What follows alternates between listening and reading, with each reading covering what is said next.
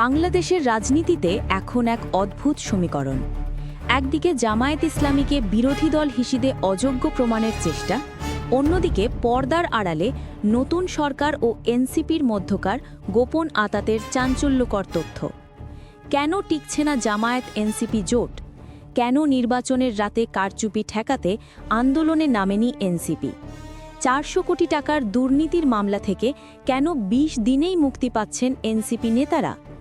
অবিশ্বাস্য 5টি কারণ নিয়ে আমাদের আজকের বিশেষ ডিজিটাল রিপোর্ট। প্রথম থেকেই জামায়াত ও এনসিপির মধ্যে আদর্শিক ফাটল স্পষ্ট ছিল। 5ই অগস্টের পর প্রশাসনের নিরপেক্ষ লোক বসানোর দাবি তুললেও উপদেষ্টা আসিফ মাহমুদ ও নাহিদ ইসলাম তা অগ্রাহ্য করে নিজেদের পছন্দের লোকদের বসিয়েছেন বলে অভিযোগ উঠেছে। শুধু তাই নয়, জুলাই সনদের গণভোট নিয়ে জামায়াতের অনড় অবস্থান থাকলেও এনসিপির নেতাদের হটকারী সিদ্ধান্তের কারণে আজ সেই সনদ আস্তাকুড়ে যাওয়ার উপক্রম হয়েছে। রাজনৈতিক বিশ্লেষকদের মতে এনসিপির এই ডাবল স্ট্যান্ডার্ডই জোট ভাঙার প্রধান কারণ। বিস্ফোরক তথ্য হল, নির্বাচনের রাতে কারচুপির প্রতিবাদে জামায়াত রাজপথে নামার পূর্ণ প্রস্তুতি নিলেও শেষ মুহূর্তে এনসিপি পিছু হটে।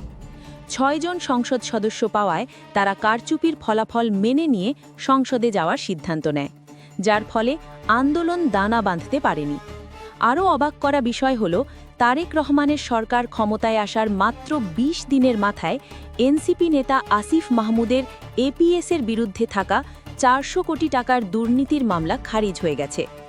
400 কোটি টাকার মামলা থেকে এই দ্রুত মুক্তি কি তবে সরকারের সাথে এনসিপির কোনো গোপন সমঝোতা? রাজনীতিতে কেউ কাউকে বিনা স্বার্থে ছাড় দেয় না।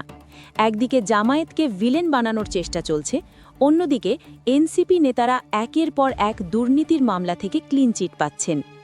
জামায়াত কি তবে একাই রাজপথের লড়াইয়ে টিকে থাকবে, নাকি এনসিপির এই আপোষকামী রাজনীতি নতুন কোনো মেরুকরণ ঘটাবে? আপনাদের কি মনে হয়? কমেন্ট করে জানান। সত্যের সন্ধানে ফ্ল্যাশ 24 নিউজ সাবস্ক্রাইব করে আমাদের সাথেই থাকুন।